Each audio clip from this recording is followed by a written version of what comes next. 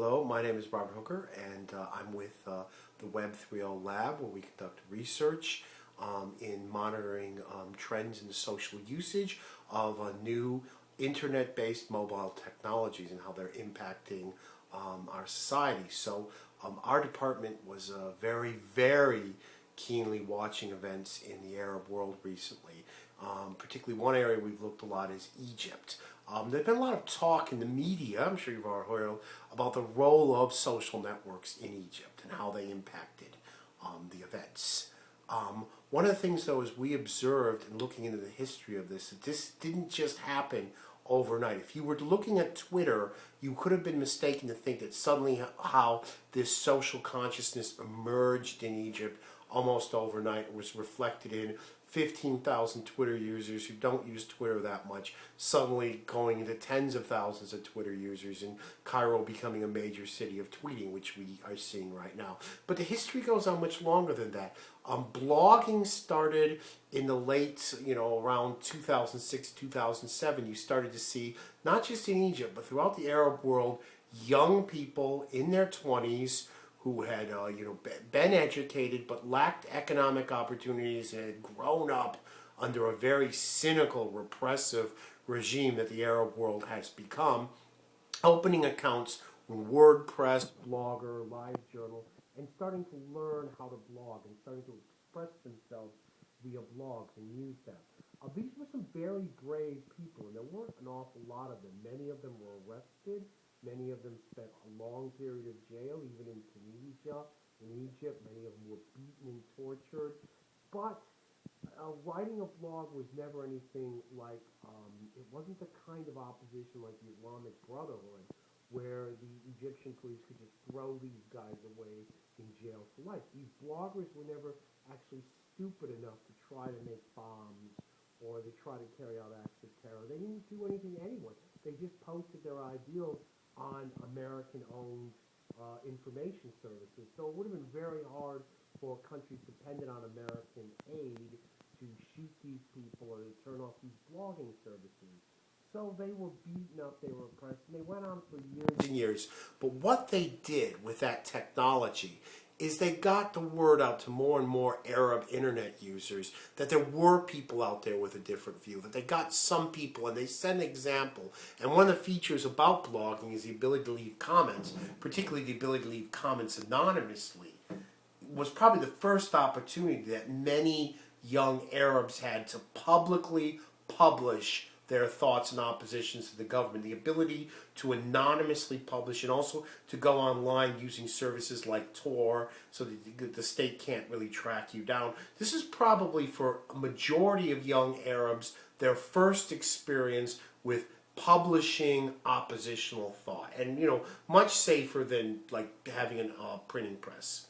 Now, as the social network technology evolved, the kind of complexity of social network formation evolved. For years you had the lonely bloggers, and then a few years ago you had the Facebook explosion, and from about 2007 to recently, Facebook just comes virtually out of nowhere and explodes 500 million users.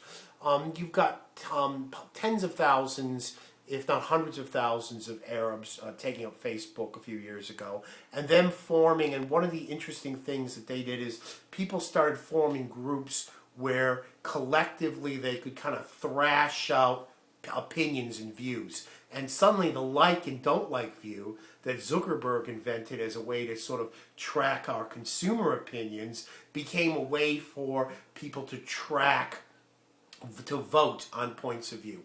And so what you had is in Facebook, the small community of people who are blog reading with few bloggers becomes a much bigger community forming a social graph, okay, and be able to use the thumb up or the thumb down to take voting, okay? And this Facebook is really where the key events happen for planning the social, as far as we can tell, in Tunisia and Egypt. This is where groups formed, where they got to know each other, where they planned the events out before, where they distributed images, where they distributed videos. This is where it really happened. But when the events started to take place, suddenly, the ultimate web, community tool, Twitter, totally came into its own.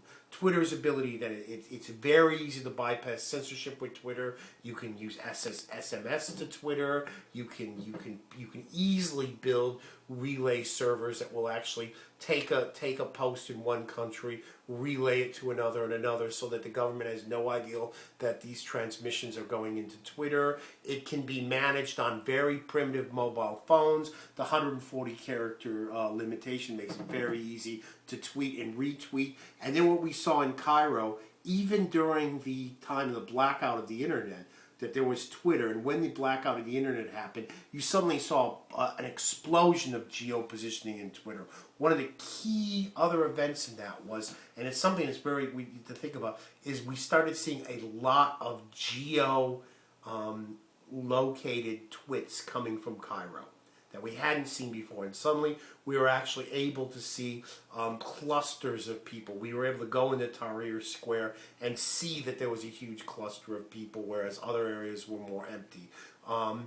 This act of turning on your geopositioning, we in the West tend to be concerned so much about privacy and so much about being spied on by the government that we don't stop to realize that one of the fundamental rights of democracy, and we should actually think this, is that we actually go straight to the government and tell them, I'm here, this is what I'm doing, and you can't do anything about it. Self-declaration, okay, as opposed to privacy, is probably more important than privacy in a democracy. For example, the don't ask, don't tell granted onto gays in the U.S. military the right of privacy.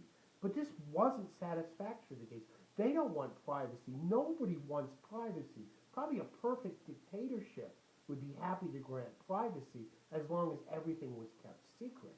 What's very important in social networks is the fact that so much of what you do that isn't private is what's most politically valuable.